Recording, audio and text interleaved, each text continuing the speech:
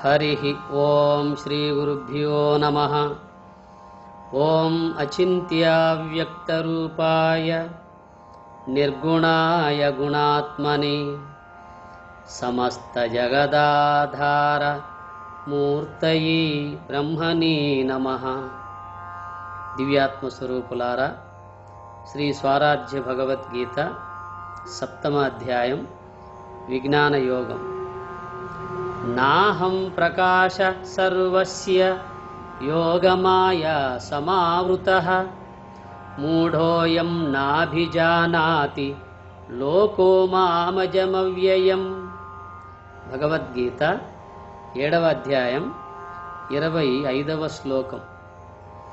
నా అహం ప్రకాశః సర్వస్య యోగమాయ సమావృతః మూఢః అయం న అభిజానాతి లోకః మాం అజం అవ్యయం।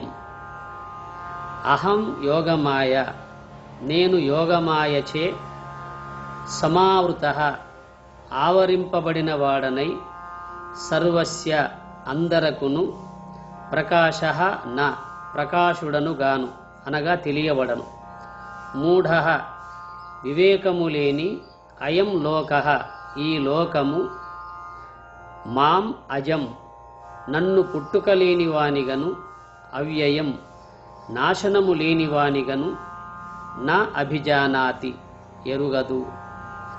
అర్జున, నేను యోగమాయ చేత ఆవరింపబడిన వాడనై అందరకును ప్రకాశుడను గాను అనగా తెలియబడను। వివేకము లేని ఈ లోకము నన్ను పుట్టుక లేని వానిగను నాశనము లేని వానిగను ఎరుగదు అని పరమాత్మ అర్జునునితో అంటున్నాడు।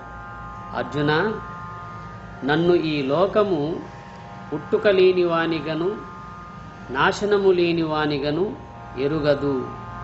ఎందువల్ల? నేను యోగమాయ చేత ఆవరింపబడి ఉన్నాను, అందువల్ల అందరికీ తెలియబడను అని చెబుతున్నాడు। యోగమాయ అనగా శుద్ధ సాత్విక బ్రహ్మాకార వృత్తియే యోగమాయ। శుద్ధ సాత్విక బ్రహ్మాకార వృత్తియే యోగమాయ। దీన్నే తెలిసిన అహంకారము కూడా అంటారు।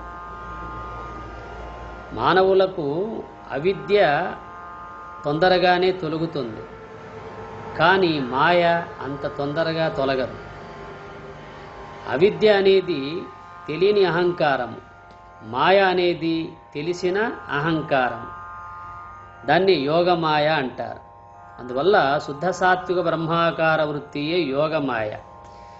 ఇట్టి యోగమాయ వల్ల నేను జ్ఞానిని, నేను మహాత్ముడను, ఇతరులు అజ్ఞానులు పామరులు అని విపరీత జ్ఞానము కలిగించు మూఢులు దేవుడు జనన మరణ వినాశములు లేనివాడని ఎరుగరు। ఈ మాయా ప్రభావితంతో కూడుకున్నటువంటి వాళ్ళు ఆ మాయ వల్ల, ఆ తెలిసిన అహంకారం వల్ల నేను జ్ఞానిని, నేను మహాత్ముడను, ఇతరులు అజ్ఞానులు పామరులు అని విపరీత జ్ఞానము కలిగించు మూఢులు। ఇట్టి మూఢత్వం గలవారు దేవుడు జనన మరణములు లేనివాడని తెలియదు। దేవునికి మనకులాగా జననము లేదు, మరణము లేదు। పుట్టని చావనటువంటి దేవుడికి పుట్టుక చావులు కల్పిస్తూ అతడు కూడా జనన మరణాలు కలిగి ఉన్నాడని, అతడు కూడా ఆకలి దప్పులు కలిగి ఉన్నాడని, అతనికి కూడా ఆపదలు పొంచి ఉన్నాయని ఈ విధంగా ఏవేవో భావిస్తూ ఉంటారు। ఆ భావాలన్నీ తమకే వర్తిస్తాయి కానీ భగవంతునికి వర్తించవు। అందువల్ల అంతర్ముఖ వృత్తి మాయాజనిత ఆవరణము తొలగించగలుగుతుంది। ఈ మాయా అనబడే ఆవరణ తొలగాలంటే అంతర్ముఖ వృత్తి అనబడే బ్రహ్మనిష్టను సంపాదించుకోవాలి। ఎప్పుడైతే అంతర్ముఖ వృత్తి రూప బ్రహ్మనిష్ట యందు మనం ఉండగలుగుతామో అప్పుడు మనలో ఉన్నటువంటి అజ్ఞానమనబడే మాలిన్యము విక్షేపమనబడే చలనత్వము తొలగి మాయా ఆవరణ కూడా తొలగిపోయి బ్రహ్మజ్ఞానము సిద్ధిస్తుంది. అందువల్ల అంతర్ముఖ వృత్తి మాయాజనిత ఆవరణ పోగొట్టి బ్రహ్మమును స్పష్టముగా తెలియజేయును అని మహాత్ముల యొక్క వ్యాఖ్యానం. ఈ మాయ అనేది ఉన్న బ్రహ్మమును మరుగుపరిచి లేని అనాత్మను ఉన్నట్టుగా కనిపింపజేస్తుంది. అందుకే మాయ అంటే లేనిదే మాయ, లేని దాన్ని ఉన్నట్టుగా కనిపింపజేస్తుంది, ఉన్న బ్రహ్మమును మరుగుపరుస్తుంది. అందువల్ల నేను యోగమాయ చేత ఆవరింపబడిన వాడనై అందరకు తెలియబడను, వివేకము లేని ఈ లోకము నన్ను పుట్టుక లేని వానిగా నాశనము లేని వానిగా తెలియకున్నది, అనగా తెలుసుకోవడం లేదు అని చెబుతున్నాడు. అందువల్ల భగవత్స్వరూపము మాయాతీతమై, దేహాతీతమై, ఇంద్రియాతీతమై, గుణాతీతమై ఉన్నటువంటిది భగవత్స్వరూపం. అట్టి భగవత్స్వరూపానికి జన్మము మరణము ఏవేవో ఉన్నాయని అనుకోవడం మన భ్రమ, మన భ్రాంతి. అందువల్ల భగవంతుడు నిత్యస్వరూపుడు, సత్యస్వరూపుడు, శాశ్వత స్వరూపుడు, జనన మరణాలు లేనివాడు, అవ్యయుడు అంటే నాశనము కానివాడు అన్నటువంటి ఈ పదజాలాన్నంతా మనం బాగా విచారించినట్లయితే ఆత్మస్వరూపానికి అవేమీ ఉండవు అని తెలియబడుతుంది. అనాత్మ సంబంధమైన దేహేంద్రియాలు నశించినా ఆత్మస్వరూపం ఎన్నటికీ నశించకుండా ఉంటుంది గనుక. అందువల్ల దేవుడు జనన మరణములు లేనివాడు. జననము లేక కర్మముల జాడలబోక సమస్త చిత్తవర్తనుడగు చక్రికిన్ కవులు దార పదంబుల జన్మ కర్మముల్ వినుతులు సేయుచుందురు. వేద రహస్యములందునెందు జూచిన మరి లేవు జీవునికి చెప్పిన కైవడి జన్మ కర్మముల్ అని భాగవతం ప్రథమ స్కందంలో తెలుపబడింది. జననము లేక కర్మల జాడలబోక సమస్త చిత్తవర్తనుడగు చక్రికిన్ కవులు దార పదంబుల జన్మ కర్మముల్ వినుతులు సేయుచుందురు. వేద రహస్యములందునెందు చూచిన మరి లేవు జీవునికి చెప్పిన కైవడి జన్మ కర్మముల్ అన్నాడు. భగవంతునికి జన్మము లేదు, ఏ కర్మలు ఆయన్ని అంటవు. సమస్త జీవులలో ఆయన వర్తిస్తూ ఉంటాడు. అట్టి పరాత్పరునికి విద్వాంసులైన వారు జన్మకర్మములు కల్పించి ఉదాత్తములైన పదజాలంతో వర్ణిస్తూ ఉంటారు, స్తోత్రాలతో స్తుతిస్తూ ఉంటారు. వేదాలన్నింటినీ వెదికి చూచినా జీవునికి వలె దేవునికి జన్మకర్మలు లేవు అని ఆ పద్యం చెబుతుంది. వేదరహస్యాలన్నీ అనగా ఉపనిషత్తులన్నీ మనం ఎక్కడ వెతికినా కూడా జీవునికి లాగా దేవునికి జన్మలు కర్మలు ఉంటాయని ఎక్కడా లేదు అని చెబుతున్నాడు. అందువల్ల భగవంతుడు జనన మరణ రహితుడు. ఎందువల్ల అంటే మాయా వశీకృతుడు దేవుడు, అవిద్యాబద్ధుడు జీవుడు. అజ్ఞానముతో, అవిద్యతో, తెలియనితనముతో, గుణములతో, వాసనలతో మిళితమై ఉన్న జీవుడికి జన్మలుంటాయి, కర్మలుంటాయి. ఇవన్నీ లేనటువంటి దేహాతీత, ఇంద్రియాతీత, గుణాతీతమైన ఆ దేవుడికి జన్మలు ఎందుకుంటాయి? కర్మలుంటే జన్మలుంటాయి, జన్మలుంటే అవస్థలుంటాయి. అందువల్ల దేహమే లేని వాడికి అవస్థలుండే అవకాశమే లేదు.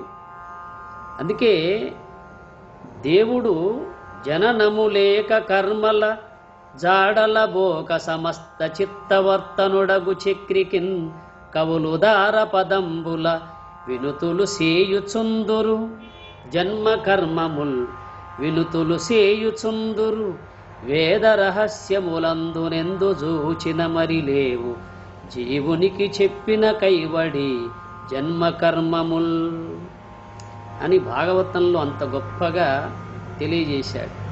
అందువల్ల సమస్త జీవులకు సమస్తమునకు ఆధారమైనటువంటి భగవంతుడు జన్మ కర్మలు లేనివాడు. అందుకే అతడు అజుడు. అజహ అంటే పుట్టనివాడు, జ అంటే పుట్టేవాడు, అజం అంటే పుట్టనివాడు, వ్యయం అంటే నాశనము, అవ్యయము అంటే నాశనము కానివాడు. అందువల్ల అయం లోకః మాం అజం అవ్యయం, ఈ లోకము నన్ను పుట్టుక లేనివానిగను నాశనము లేనివానిగను నా అభిజానాతి, ఎరుగదు, తెలియడము లేదు అని చెబుతున్నాడు. ఎందువల్ల అంటే దేవుని యొక్క స్వరూపము ఇట్టిదని మనకు శాస్త్రముల ద్వారా మహాత్ముల ద్వారానే తెలియబడుతుంది. అంతేగాని శాస్త్ర పరిజ్ఞానము లేక మహాత్ములను ఆశ్రయించక మన సద్గ్రంథాలను పరిశీలించకపోతే మనము మనకులాగానే దేవుడున్నాడని భావిస్తాం. అందువల్ల లోకంలో అవిద్య తొందరగా తొలగిపోతుంది, కానీ మాయ అంత తొందరగా అంత సులభంగా తొలగదు. అవిద్య అంటే తెలియనితనము, మాయ అంటే తెలిసిన అహంకారం. లోకంలో తెలిసిన అహంకారము తొలగాలంటే చాలా ప్రయాసపడాలి. అందుకే మానవుడు ఎంత తెలిసినా కూడా ఇంకా తెలుసుకునేటువంటి ఒక భావన కలిగి ఉండాలి. ఏది తెలుసుకుంటే ఇక తెలియవలసింది లేదో, ఏది పొందితే ఇక పొందవలసింది లేదో దాని కొరకు పరితపించాలి. ఆ విధంగా ఉన్నట్లయితే మనం ఎదిగినా కొద్దీ ఒదిగి ఉంటాం. ఎదగకనే ఎదిగితే దాన్నే తెలిసిన అహంకారం అంటారు, దాన్నే యోగమాయ అంటారు. ఆ విధమైనటువంటి యోగమాయ వల్ల భగవంతుడు ఆవరింపబడి మనకు తెలియబడడు. చిన్మయస్య అద్వితీయస్య నిష్కలస్య అశరీరిణః ఉపాసకానాం కార్యార్థం బ్రహ్మణో రూపకల్పనః అని రామతాపిన్యోపనిషత్తుల్లో చెప్పబడింది. చిన్మయస్య అద్వితీయస్య నిష్కలస్య అశరీరిణః ఉపాసకానాం కార్యార్థం బ్రహ్మణో రూపకల్పనః. ఆ భగవంతుడు చిన్మయుడుగాను, రెండవది లేనివాడుగాను, అవస్థలు లేనివాడుగాను, శరీరము లేని ఆ బ్రహ్మము ఉపాసకుల ప్రయోజనార్థం, ఉపాసకుల కొరకు ఆ భగవంతునికి రూపం కల్పింపబడింది అని చెబుతున్నాడు.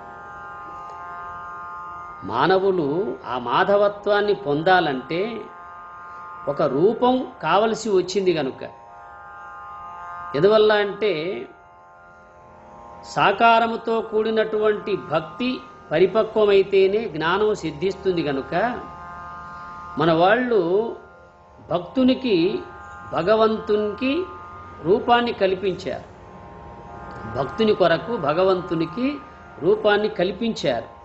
అంతేగాని నిజంగా విచారించితే ఆయన నామరూపములు లేనివాడు.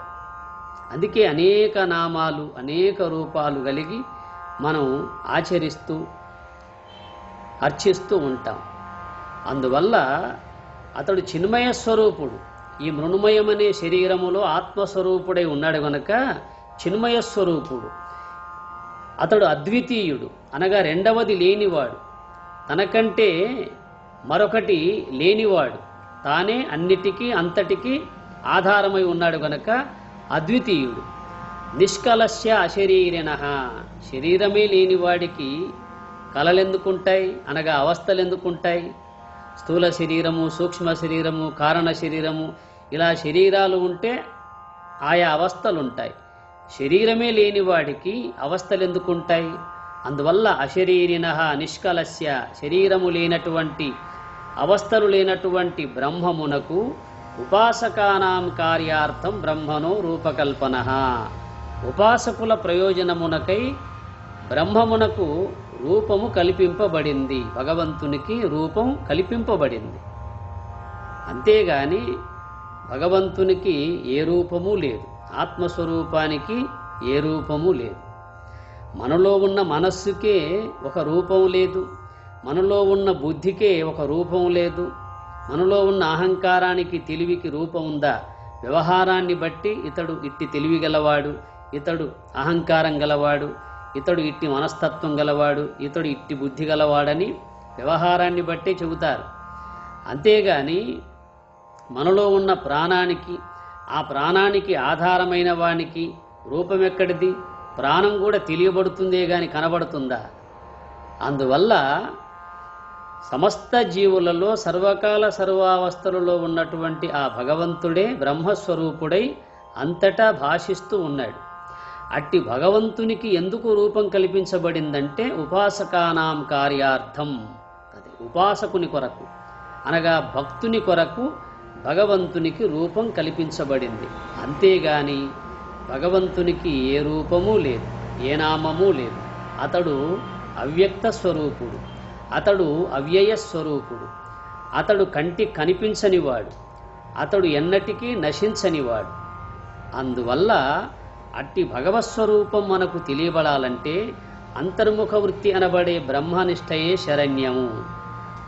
అంతర్ముఖ వృత్తి అనబడే బ్రహ్మనిష్టయందు ఉండగలిగితే ఈ అవిద్య మాయ తొలగిపోయి ఆ మాయాతీతమైనటువంటి పరమాత్మను పొందగలము.